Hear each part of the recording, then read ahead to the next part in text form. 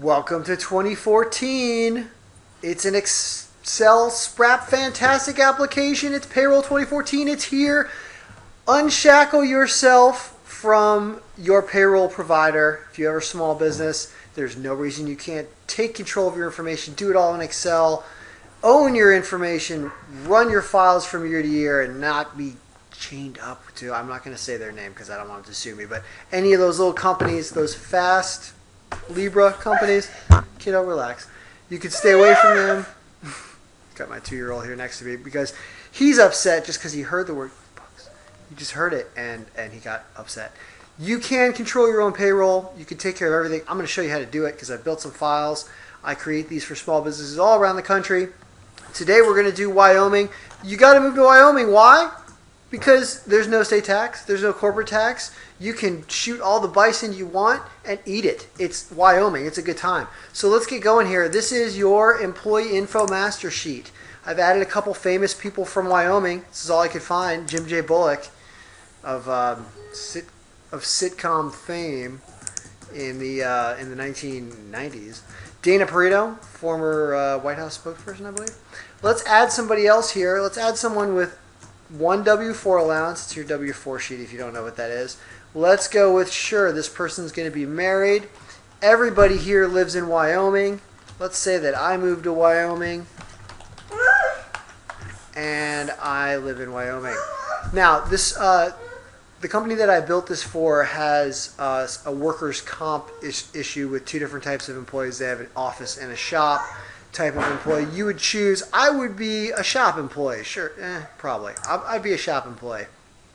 It's a different workers' comp rate is going to apply depending on where the person works in the office. You could have an address here, you know, blah, blah, blah, XXXX, whatever, city, you know, state. Put all that information there. It's going to flow through to the checks. We won't waste time with it now. So we've entered in our information. Another thing we do on this sheet is Wyoming's unemployment. They tax the first $24,500 in wages this year in 2014, and the rate that this company had was pretty low for the unemployment rate. Pay periods. This is a bi-weekly template. So every 2 weeks, looks like every two. Payroll runs from Sunday to Saturday, Sunday to the following Saturday, 14-day pay period, and then the paycheck gets cut on the Friday after that Saturday ends. So we added the employee information. It's just that simple, right? We're done here.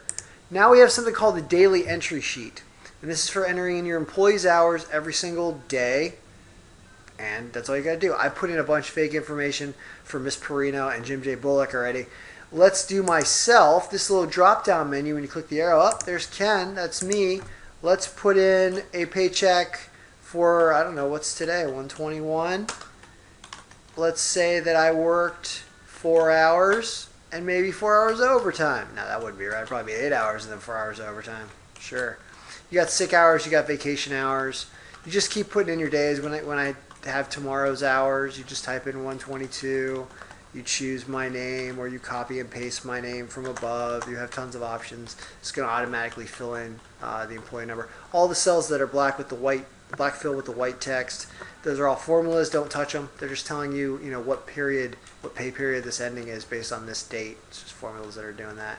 Let's put another 8 hours here. So very easy to enter in your hours. This would pay a person for sick hours. If they had sick hours, it would pay them for vacation hours. Any additional hours here. Overtime hours are at time and a half. All what this does now is this all flows through to this sheet called the weekly all data sheet. The weekly all data sheet kind of subtotals all the different hours that you would put on the daily sheet and puts them into their proper ending week pay periods. And what we haven't done is, that was Jim J. Bullock, that's Dana Perino. Well, me, you can see I do not have an hourly rate yet. We didn't type in an hourly rate for me. My hourly rate kicks ass. Let's say it's $50. We can paste that all the way down next to all the records that are next to Ken. So when you keep going down here, you could do it like that. Just to make sure you got them all, you could use these filters up top that I've put up here.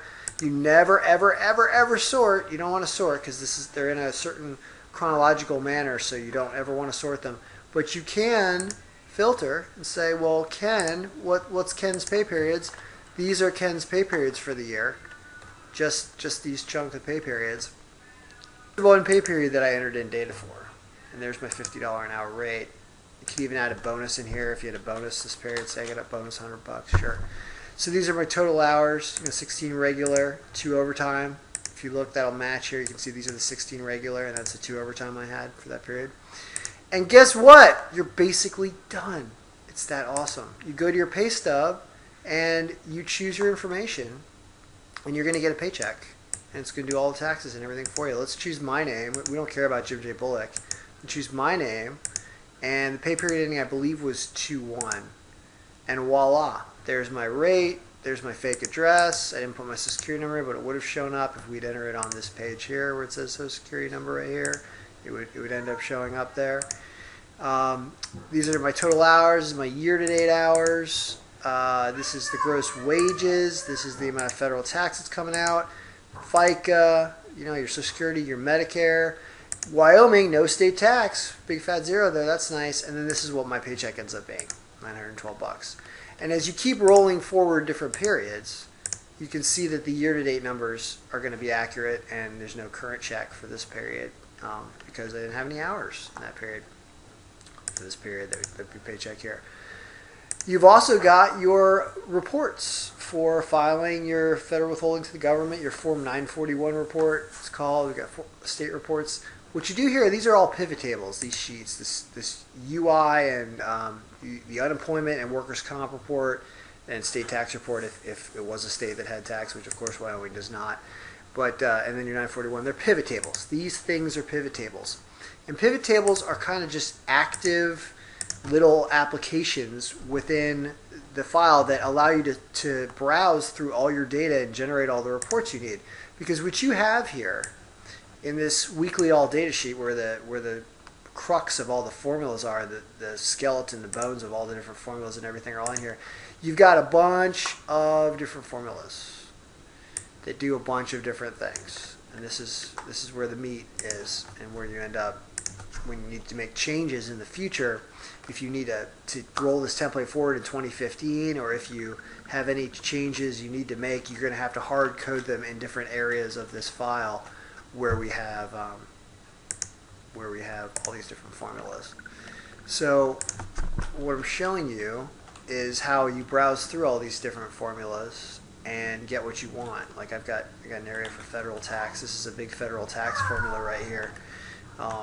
It comes from the publication 15 or the circular E. It's called. Where are we? We're right here. This is a huge formula, but this is the one you end up updating every year when you have to update the new rates when they add the cost of living increases or if they make any changes to the tax code. And this thing, I could go through hours discussing how this thing is created, and I'll be doing more videos on this for people who need it.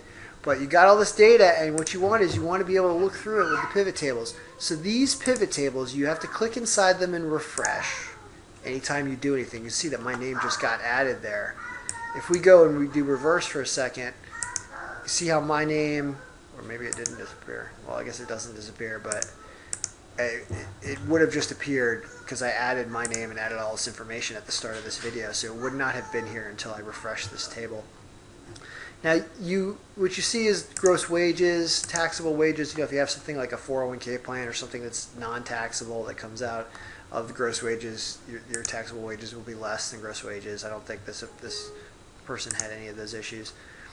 Wages for FICA to calculate Social Security, your federal tax amounts withheld, your FICA, your Medicare.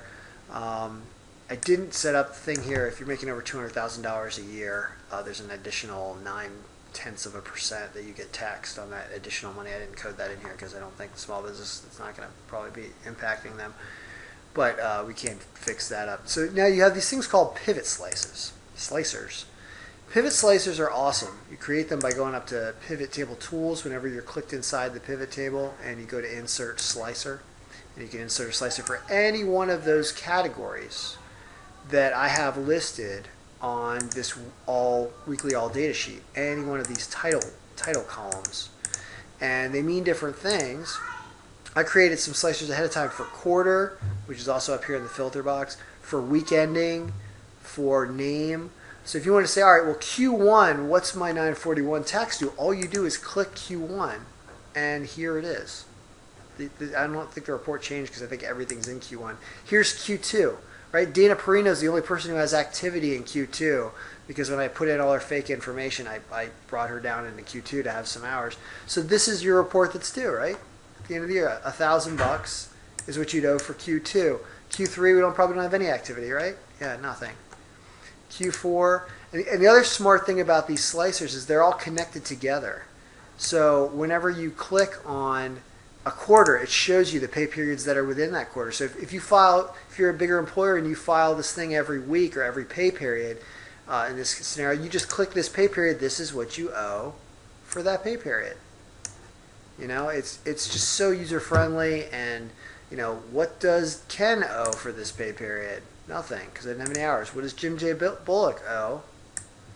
He owes $80. And it's just so great to use. You can unfilter them by clicking this little funnel up top here, and then show everything again, or just keep bouncing around. But it just makes generating your reports so easy. You've got the same thing going on here. I'll show you how I create a slicer, because I've got this is the workers' comp report over here, the federal unemployment report here, and the state unemployment report here. If I want to create a slicer, I can have a slicer that's connected to all three of them. So I'm just creating a slicer now, and I'm looking for the word quarter. The text is real small. You're probably not going to be able to see it. But there's quarter, and I now have quarter. Now, right now, if I click quarter, it's just connected to this one. This is the only one that changed. But you can change that, and you can connect it to the other two tables. You can right-click on it and go to Pivot Table Connections or Pivot Connections. These other tables are in this sheet. I just checked them. Now this thing's connected to all those tables. You can change colors of these slicers too up here as well. Mess around with them. So now it just changes. Now it's related to all of them. So Q4 has like no activity. Q3, and you can see they're all changing. Q2's got a little activity for Dana Perino. Q1 activity here, and it's just too much fun. Really, that's the problem. It's just too much fun. So you've got reports, you've got pay stubs, you got everything. I design these for everybody. If you have a small business under 100 employees, really, under 50, probably better. But you give me a call, shoot me an email. I will build these for you. They're not that expensive. My rate is about $50 an hour, but these things don't take too long unless you have a lot of crazy extensive payroll things going on. Even if you do, so what? Unshackle yourself from corporate payroll providers. Take control of your information and own it. Own it, own it, own it. Because you can keep using these things indefinitely, and you can own all your data. And if you ever need to change anything, you'll have it at your fingertips. So that's Payroll 2014 bi-weekly version for Wyoming. There's going to be some more videos for weekly versions and semi-monthly versions and everything else that comes out. This is Ken. Check out kenstalk.com. Check out sprapps.com when I finally finish the website. And if you need a template, email me, ken@kenstalk.com, and I'll get in touch with you. That's right.